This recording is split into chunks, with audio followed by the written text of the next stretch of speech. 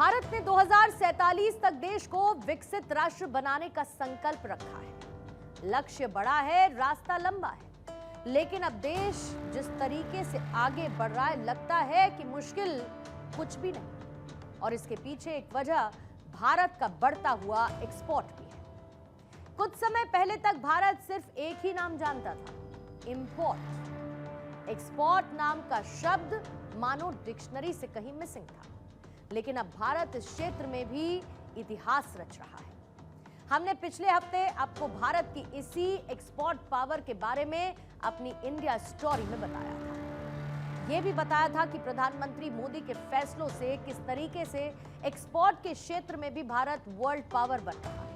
और एक बार फिर से एक रिकैप आपको दिखाएंगे और फिर बढ़ेंगे आगे। साल 2013-14 में जिस भारत की एक्सपोर्ट पावर केवल $466 बिलियन हुआ करती थी, उसी भारत ने पिछले कुछ सालों में इतिहास रच दिया है। और बात रीसेंट टाइम की करें तो फाइनेंशियल ईयर 2024-25 में ये एक्सपोर्ट पावर बढ़कर $825.3 बिलियन हुई है। और इस बार यानी कि फाइनेंशियल ईयर 2025-26 में इसने एक नया कीर्तिमान रचा है। इस बार भारत की एक्सपोर्ट पावर बढ़कर $863.1 बिलियन पहुंच चुकी है।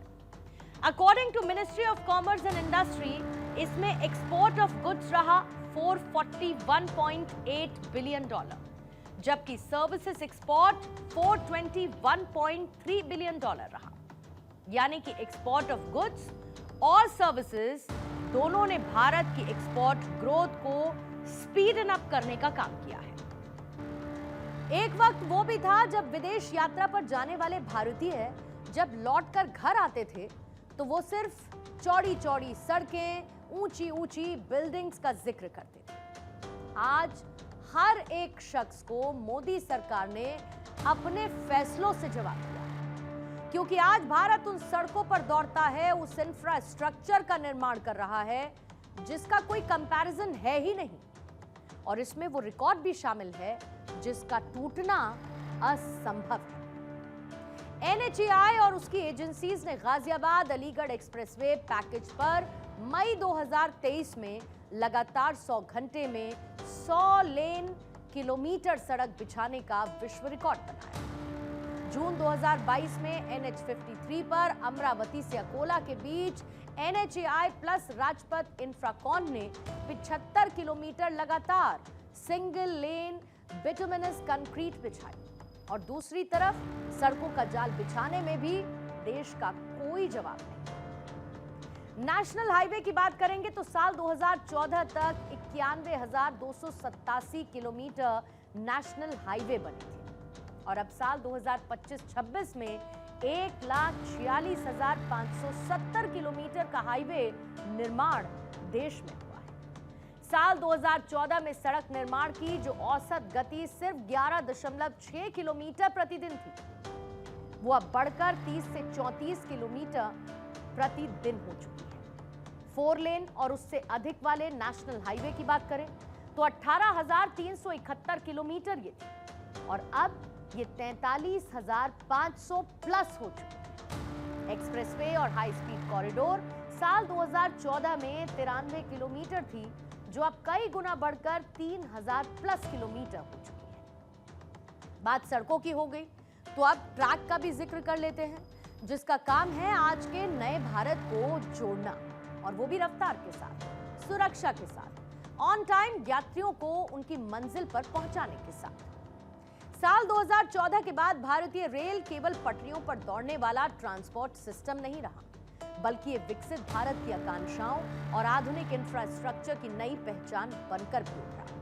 फिर चाहे इसमें 100% इलेक्ट्रिफिकेशन की ओर ऐतिहासिक छलांग लगाना हो, वंदे भारत और अमृत भारत ट्रेनों का शानदार सफर, अमृत भारत स्टेशन योजना के जरिए प्लेटफॉर्म्स का आधुनिकीकरण, चिनाब नदी पर दुनिया का सबसे ऊंचा रेलवे आर्क ब्रिज या फिर पंबन ब्रिज, भारत का पहला वर्टिकल लिफ्ट सी ब्रिज।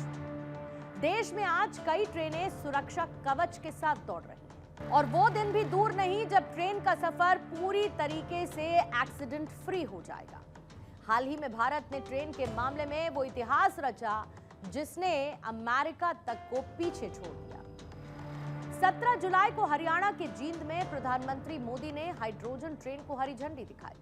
ये ट्रेन 100% इको फ्रेंडली है।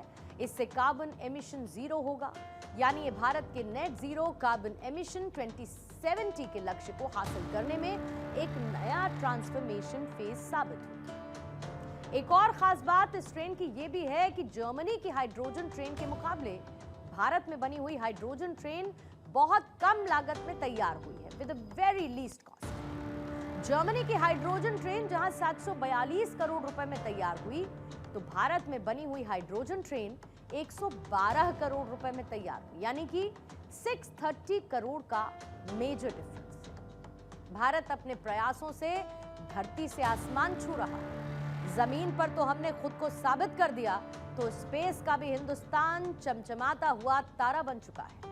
भारत की अंतरिक्ष यात्रा आज उन देशों के लिए एग्जाम्पल है जो ये कहते थे कि स्पेस सिर्फ सुपर पावर देशों के लिए है। वजह है कि साल 2014 के बाद से भारत की स्पेस एजेंसी इसरो ने कई बार दुनिया को यह बताया कि इम्पॉसिबल टास्क को पॉसिबल कैसे किया जा सकता है। भारत की अंतरिक्ष यात्रा नई ऊंचाइयां छूती जा रही है।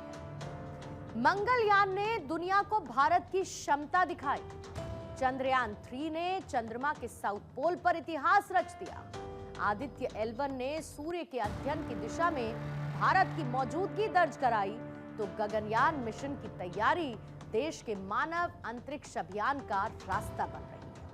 अब इस यात्रा में एक नया अध्याय जुड़ा है प्राइवेट कंपनीज का।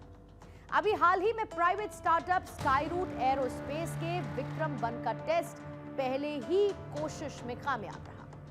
विक्रम 1 को स्काईरूट एरोस्पेस ने तैयार किया, लॉन्चिंग भी खुद की। सिर्फ लॉन्च पैड इसरो का था। स्काईरूट ने 2022 में Vikram S sub orbital rocket launch किया था, जो 89.5 किलोमीटर की ऊंचाई तक गया था।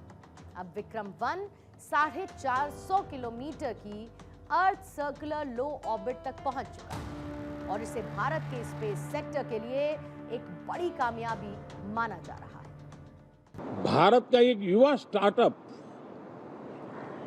उसने बहुत बड़ी सिद्धि प्राप्त की है।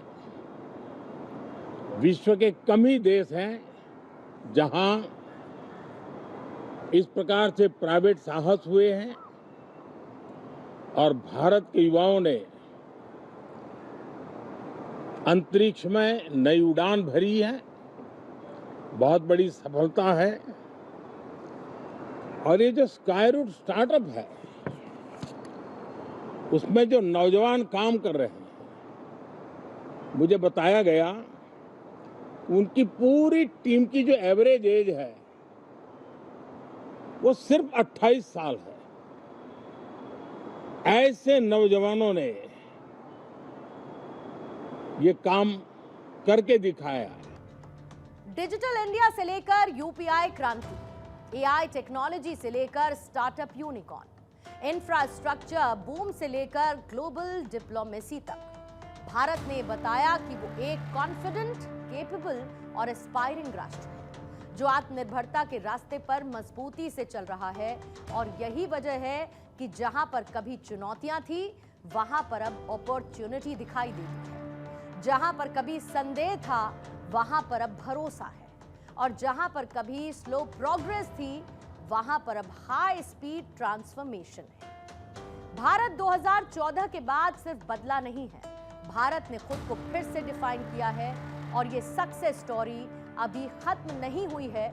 ये तो बस एक शुरुआत है जो रुकेगी नहीं, बल्कि आगे बढ़ते हुए न्यू इंडिया को नए सिरे से परिभाषित करेगी।